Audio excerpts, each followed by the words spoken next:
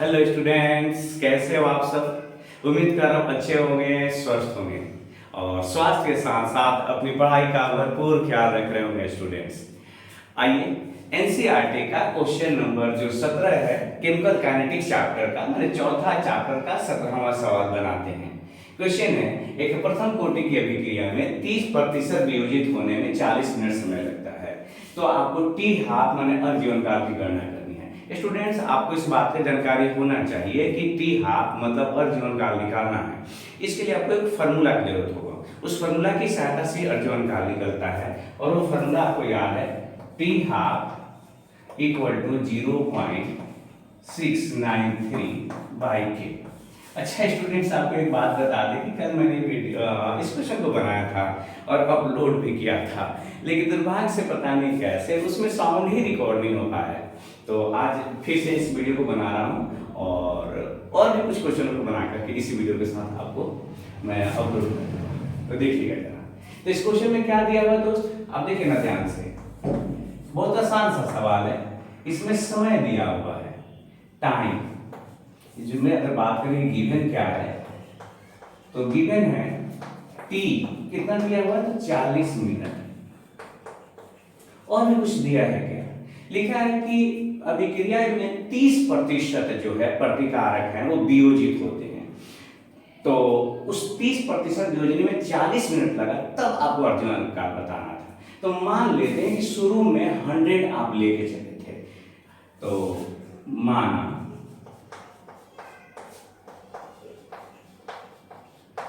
शुरू की जो सांद्रता है, देखिए ना बड़ा आसान है, सांद्रता R0 बोलते हैं ना उनको दोस्त इसको, तो इसको 100 मान लेते हैं। शुरू में आपने 100 लिया तो 30% वियोजित हुआ, तो मतलब कितना बच गया, 70। तो इसलिए शेष मात्रा कितनी हुई, शेष मात्रा को हम लोग R बोलते हैं, ये हो गया 100 - 30 बराबर 70। तो अब ऐसा करते हैं कि समय निकालते हैं। समय का फॉर्मूला क्या हम तो जानते हैं, नाउ t इक्वल टू होता है 2.303 बाई के लॉग R0 बाई R। तो हमको तो दोस्त k का मान निकालना है, t का मान तो दिया ही है, तो देयरफॉर k इक्वल टू हो गया 2.303 बाई टी का वैल्यू रख देते हैं, टी आ जाएगा, तो इसका वैल्यू रख दिए 40 लॉग R0 का वैल्यू कितना है 100, R का वैल्यू कितना है 70। आप देख रहे हैं ना, कट गया, ये 0 से 0 कट गया, तो इस तरह से आपके पास k हुआ 2.303 बाई 40, लॉग आपने भाग दे दिया 10 में 7 से, तो 10 में 7 से भाग दीजिएगा तो लगभग 1.43 आएगा, 1.43। अब समस्या यहीं से शुरू होती है दोस्त। अगर आप log 1.43 का मान नहीं रखेंगे तो क्वेश्चन हल नहीं होगा।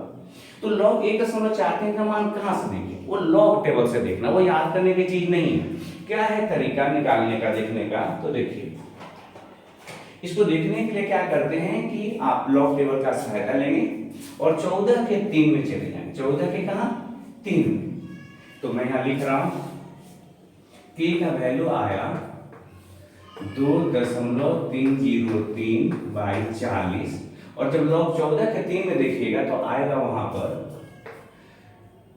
155। देख कर अभी देखिए इतना वैल्यू दिया होगा, तो चूंकि आप जानते हैं कि दशमलव के मान बाद का वैल्यू होता है, तो यहाँ पर कितना डिजिट है, देखिए दशमलव के पहले एक डिजिट है ना, तो जितना रहता है उससे एक घटा लेते हैं, मतलब ये वैल्यू हो गया ये। तो कुल मिला के समझिए कि हमारे लिए k का वैल्यू आ गया 2.303 इंटू 0.1553 डिवाइडेड बाई 40, ये k का वैल्यू आया। अब इस k का वैल्यू रख देंगे उस फार्मूला में, देखिए क्योंकि t half equal to 0.693 by k, तो 0.693 बाई के का वैल्यू रख रहे हैं 2.303 गुने 0.1553, और देखिए 40 जो है कहाँ चला जाएगा, ऊपर चला गया। इस तरह से आपने इसको हल कर लिया 17.7 मिनट, ये मिनट में आ गया, चूंकि टाइम जो दिया हुआ था मिनट में दिया हुआ था, ये यहाँ पर मिनट लिखा हुआ ना। तो इस तरह से टी हाफ और जीवन काल का जो मान आ गया 17 कितना हो गया, तो 7 मिनट हो गया। दोस्त इससे नोट करिए, फिर उसके बाद कुछ और सवाल बनाते हैं।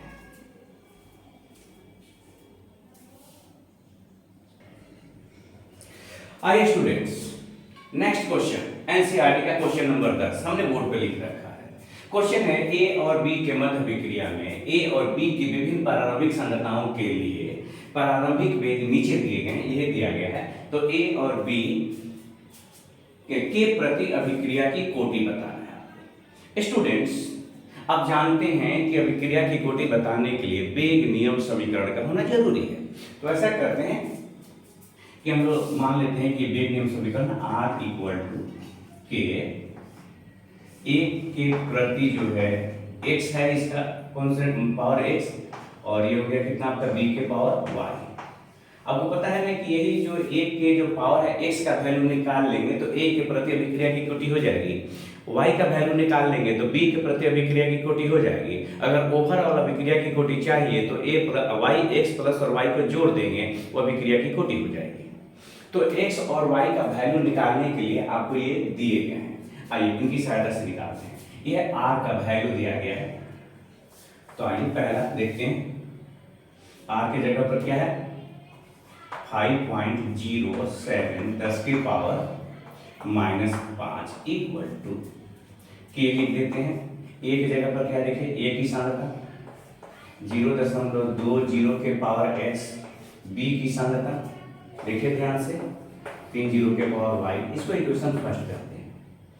फिर देखिए y का वैल्यू दूसरा क्या के लिए यहाँ पर आइए, तो y का वैल्यू वही है 0 r का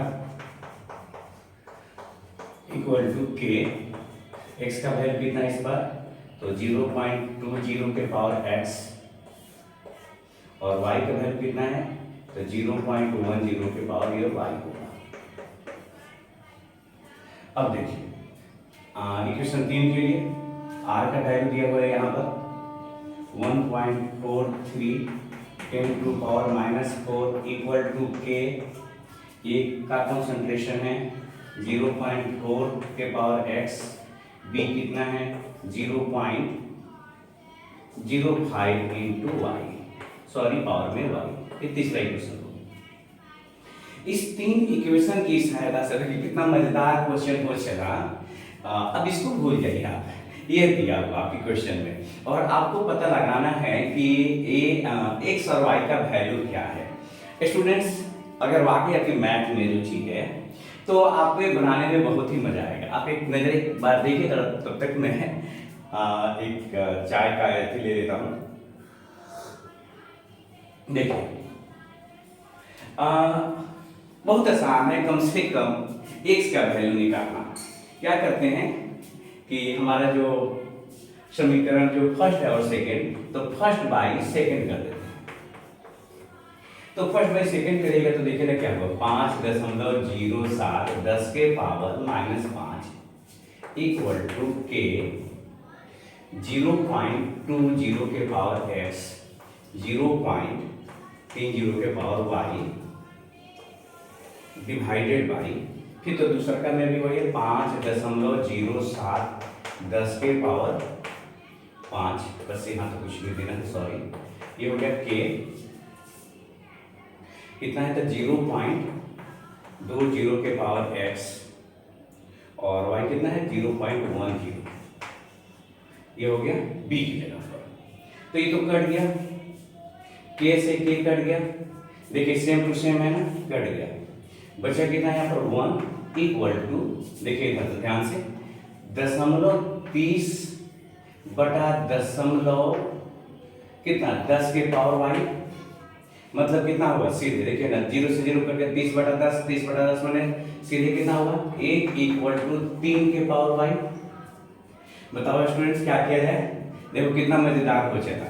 अब हम करेंगे क्या, इस 1 को हम लिख सकते हैं क्या 3 के पावर 0 बोलिए, और 3 के पावर ये y है पहले से यहाँ पर तो दिया हुआ है, तो तो आधार समान है, देख रहे हैं दोनों तरफ, इसलिए स्पष्ट हो गया कि y का वैल्यू कितना आ गया 0। मैंने क्या कहा कि बहुत इंटरेस्टिंग है, कम से कम पहला तो बहुत इंटरेस्टिंग है। अब देखिए दूसरा हम निकालना है, y का मान निकल गया, x का मान निकालना है। x का मान निकालने के स्टूडेंट क्या करते हैं कि हमारे पास ये इक्वेशन 3 है, 3 में 2 से भाग कर देते हैं, भाग देके देखते हैं कि क्या आ रहा है। ठीक है, हमें लगता है कि आपको नोट करना चाहिए, या चलिए शुरुआत करते हैं, बनाते हैं, फिर उसके बाद देखते हैं कितना जगह बचता है। तो हमारे पास अब है 3, इक्वेशन 3 बाई इक्वेशन हमने 2 कर दिया।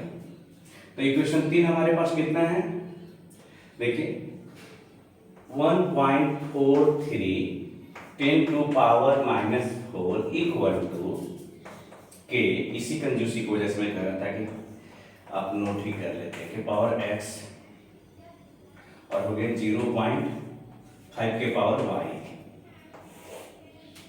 अब 2 हो गया 5.07 10 टू पावर 5 इक्वल टू है 0.20 के पावर x और 0.10 के पावर y। तो देखिए आप तो जैसे ही y का वैल्यू 0 रखिएगा ये तो खत्म हो जाएगा। आप जरा समझिएगा लॉजिक, y का वैल्यू 0 रखिएगा ना, तो इसका पावर 0 माने यहाँ पर 1 हो गया, ये भी पावर 0 माने 1, मतलब ये तो कैंसिल हो गया। अब रही बात, इसको आपको भाग दे देना है केवल। तो जब आप भाग दीजिएगा, आप भाग दे करके इसको देखिए, ये आता है 2.820, और भी आगे आएगा ना। आपने इसमें इससे क्या कर दिया, भाग दे दिया। आप ऐसे काट भी सकते थे, पहले नीचे को 10 के पावर -1 का ऊपर जाकर कितना हो जाएगा, ये हो जाएगा 14.3 में भाग दे दिए 5.07 से, ये आ गया 2.820 और आगे आता चला जाएगा। और दोस्त इधर क्या हुआ, k से k था, k से k कट गया, ये बच गया कितना, देखिए ध्यान से, ये हो गया आपका 40/20 का पावर x, ये कितना हो गया आपका 2 दूनी के 4 2 के पावर x। अगर वाकई आप मैथ में रुचि रखते हैं तो 2 के पावर x इक्वल टू 2.82 आया। आप x का वैल्यू कैसे निकालेंगे, आप जरा समझाइए, x का वैल्यू कैसे निकालेंगे। रियली मैंने क्या कहा, यहां मजा आने वाला है। देखिए मैं आपको बता रहा हूं क्या करेंगे, कुछ नहीं, सिंपली दोनों तरफ लॉग ले लीजिए, लॉग लेते ही ये सवाल हल हो जाएगा। देखिए कैसे, अब वो वही समस्या है कि लॉग है, मैं चाह रहा था कि आप नोट कर लें, दोनों तरफ लॉग ले लेंगे दोस्तों, ये कितना हो जाएगा, लॉग 2 के power x equal to log 2.82। अब थोड़ा कंजूसी कर रहा हूं, तो देखिए हम यहां से वैल्यू देखेंगे 28 के 2 में, 28 के 2 में देखेंगे, और मैं आपको बता रहा हूं लॉग टेबल की सहायता से 28 के 2 में वैल्यू देख करके, 28 के 2 कहां गया जी, लिखा हुआ है 4502, तो ये हो गया 4502, क्योंकि दशमलव के बाद एक डिजिट है इसलिए दशमलव लग जाएगा 0। अब ये हो गया 2 के पावर x। अब जानते हैं, यहां पर लिख देते हैं, बस खत्म ही है, लॉग 2 के पावर x इक्वल टू 0.452। तो दोस्त जानते हैं लॉग के हिसाब से तो x log 2 हो जाएगा इक्वल टू 0.452।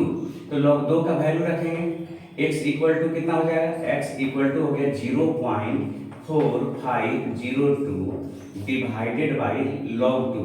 तो log 2 का वैल्यू होता है, आप जानते हैं पहले से भी, 0.4502। अगर नहीं जानते होंगे तो 20 के 0 में वैल्यू देख लीजिए, दिखाई देगा 0.3010 हो गया। अब आपने डिवाइड कर दिया, ये डिवाइड किया तो आ गया, आप देखेंगे 1. ये लगभग 5 के आसपास आ जाएगा स्टूडेंट, 1.5 के लगभग 1.5। तो इस तरह से x का वैल्यू आ गया 1.5। तो x का मतलब क्या है, a ए के प्रति अभिक्रिया की कोटि है 1.5 की, और हम लोगों ने निकाला था यहाँ पर y क्या है, तो b के प्रति अभिक्रिया की कोटि कितनी है, 0 है। इस तरह से स्टूडेंट्स मैं उम्मीद कर रहा हूँ कि आप ये समझ रहे होंगे। अगर ये थोड़ा कॉम्प्लिकेटेड तो कुछ नहीं है, लेकिन इतना जरूर है कि आपको इसमें समझना है। इसको और क्लियर करने के लिए इसी तरह का एक और सवाल क्वेश्चन नंबर 11 भी बना देते हैं, इसे नोट करिए। स्टूडेंट क्वेश्चन नंबर 10 को और ज्यादा क्लियर करने के लिए उसी एनसीईआरटी का क्वेश्चन नंबर 11 बना रहे हैं, जिससे आपको कैसे क्वेश्चन नंबर 10 बनाने वो थोड़ा और ज्यादा समझ में आ जाए। एक बार फिर से क्वेश्चन उसी तरह का है, मैंने एकदम सेम टू सेम है, समझ लीजिए। 2a + b से बन रहा है c और d। अभिक्रिया की बल गति का अध्ययन करने के लिए निम्नलिखित परिणाम प्राप्त हुए। अभिक्रिया के लिए वेग स्थिरांक इस पर k का मान निकालना है और वेग नियम समीकरण निकालना है। तो स्टूडेंट सर देखिए k का वैल्यू हम कब निकालेंगे, जब वो यहाँ देखिए मान लेते हैं समीकरण r = k, a की सांद्रता का पावर x है और b की सांद्रता के पावर y है। तो अगर हम x और y का वैल्यू निकाल लेंगे तो खूब आसानी से आप k का वैल्यू निकाल लेंगे, और जब k का वैल्यू निकाल लेंगे तो इसी इक्वेशन का नाम होता है वेग नियम समीकरण। इस तरह से रख देखो क्या वेग नियम समीकरण हो गया। तो मेन टारगेट है मेरा x और y का मान निकालना। x y का मान निकालना मतलब उस तरह से रख देंगे, k का वैल्यू निकाल के किसी वेग समीकरण में रख देंगे, ये कोई बड़ी सी चीज नहीं है। तो आइए कैसे निकालते हैं, बिल्कुल क्वेश्चन नंबर 10 की तरह करेंगे। देखिए यहाँ पर 4 एक्सपेरिमेंट दिए हुए, ए का सांद्रता है, बी का सांद्रता और यहाँ पर रेट दिया हुआ है। तो पहला इक्वेशन लिखते हैं, आर की जगह पर रेट देख कितना है, तो 6 × 10⁻³ के। ए की जगह पर 0.1 बोलिएगा x और बी की जगह पर 0.1 के पावर y। इसको इक्वेशन आपने फर्स्ट कहा। बी में 7.2 उन्हें हाथ देख के बोलिएगा 2 = के 0.3 के पावर में है x और 0.2 के पावर है y। इसको इक्वेशन आपने 2 कह दिया। तीसरा इक्वेशन यहाँ से लिखिए 2.88 10 के पावर -1 = के। देखिए वहाँ पर 0.3 के पावर x 0.4 के पावर y। इसको आपने इक्वेशन तीसरा नाम दे दिया। और चौथा के लिए रेट का मान दिया है 2.4 × 10 के पावर -2 = के, और x के जगह 0.4 के पावर x और 0.1 के पावर y। इसको इक्वेशन 4 कहते हैं। अब एक बार फिर से स्टूडेंट दिमाग में लगाना है, आपको x y का वैल्यू निकालना है। तो आपको बस ये सोचना है कि किसको किससे डिवाइड कर दें, मल्टीप्लाई करें, क्या करें कि x y का वैल्यू निकले। तो मैं देख पा रहा हूं कि जो इक्वेशन 1 है, जरा देखिएगा मैं क्या सोच रहा हूं और आपको क्या सोचना है। इक्वेशन 1 में यहाँ पर x के लिए देखिए 0.1 पॉइंट के पावर x है, और देख रहे हैं कि ये जो है आपका क्वेश्चन नंबर सॉरी, और ये यहाँ पर y के लिए भी देखिए y 0.1 के पावर y और यहाँ पर भी 0.1 के पावर y। इसका मतलब अगर 1 में 4 से डिवाइड कर दें या 4 में 1 से डिवाइड कर दें तो ये वाला हिस्सा कट जाएगा, तो बचेगा केवल क्या चीज x, तो x का मान निकलेगा। तो ऐसा करते हैं कि सबसे पहला काम हम करते हैं कि जो 4 है 4 को डिवाइड कर देते हैं 1 से, क्योंकि संख्या बड़ी है ना। तो हमने क्या किया कि 4 डिवाइडेड बाई 1। तो 4 है मेरा 2.4 × 10⁻² = के 4.0 के पावर x 0.1 के पावर y 1 है 6 × 10⁻³ ये हो गया आपका कितना, तो k × 0.1 के पावर x 0.1 के पावर y। देखिए ना, हम यही तो चाह रहे थे, ये कट गया, k से k कट गया, ये कट गया। अब आप इसको क्या करते हैं, डिवाइड कर देते हैं। तो देखिए 10 के पावर 2 से 10 के पावर 2 कट गया, एक नीचे 10 के पावर -1 बचेगा, ये ऊपर जाकर बस हो जाएगा 24। 24 में 6 से भाग देंगे, 6 चौका 24, 4 हो गया। तो 4 इक्वल टू, यहाँ कितना बचेगा देखिए ध्यान से, ये कितना दशमलव से दशमलव हट जाएगा, 4 के पावर x ही बचेगा ना। आप यहाँ देखिए क्लियर, दशमलव से दशमलव हटते हैं 4 के पावर x, तो 4 इक्वल टू 4 के पावर x। इसका मतलब यहाँ पावर क्या है, 1 है। स्पष्ट हो गया कि x का वैल्यू कितना आया, 1 आया, x का वैल्यू 1 हो गया। देखो कितना सिंपल था। अब ऐसा करते हैं कि अब y का वैल्यू निकालना चाहते हैं, तो y के वैल्यू निकालने के लिए हम देख रहे हैं कि ये हमारा जो इक्वेशन है इसमें देखिए 0.3 है और यहाँ पर 0.3, इसका मतलब 2 और 3 ऐड करते हैं। अब इस दोनों में देख रहे हैं कि ये जो नंबर है थोड़ा सा बड़ा, 10 के पावर -1 है, 10 के पावर -2 है, तो 3 में इक्वेशन जो 3 है उसमें डिवाइड कर देते हैं इक्वेशन 2 से।